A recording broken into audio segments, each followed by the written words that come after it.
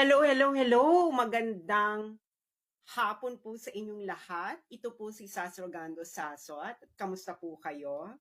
Ayan, mainit-init ang balitang ito dahil uhubaran na, lalong lumalala,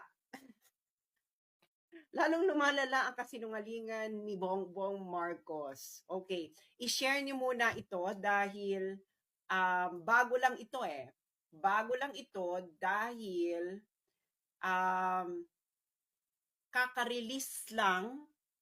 I think this was yesterday. But this is yesterday, The Hague time. Okay, so Netherlands time. So hindi natin to nasubaybayan. Okay? Ito yung i-share nyo muna ito para malaman ng maraming tao ang ating chika.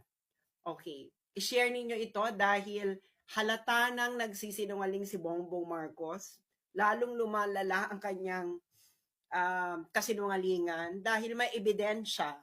Hindi ito fake news. Kaya Claire Castro, tigilan mo na yung pagsisinungaling mo.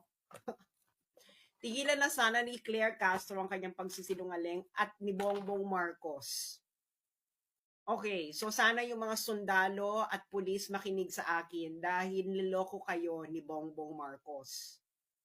Which is what's going to be revealed. And hindi ito fake news because this is based on evidence galing mismo sa ICC.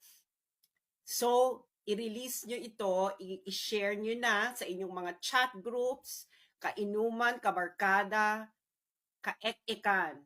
Ayan, para malaman ninyo kung nakikinig kayo, ha?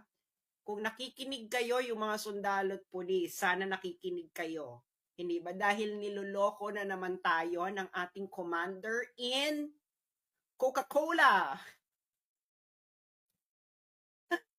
Ay, nako. Okay. So, ano ba tong sinasasabihin ko ngayon? Okay.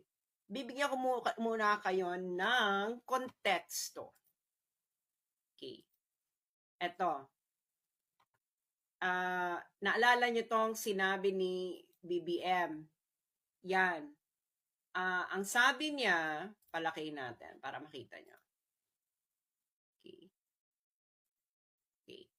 So, ang sabi ni Bongbong Marcos, di ba kasi pinatanong siya, bakit mo sinurrender? Di ba, bakit mo sinurrender? Ang sabi ni Bongbong Marcos, Interpol asked for help and we obliged.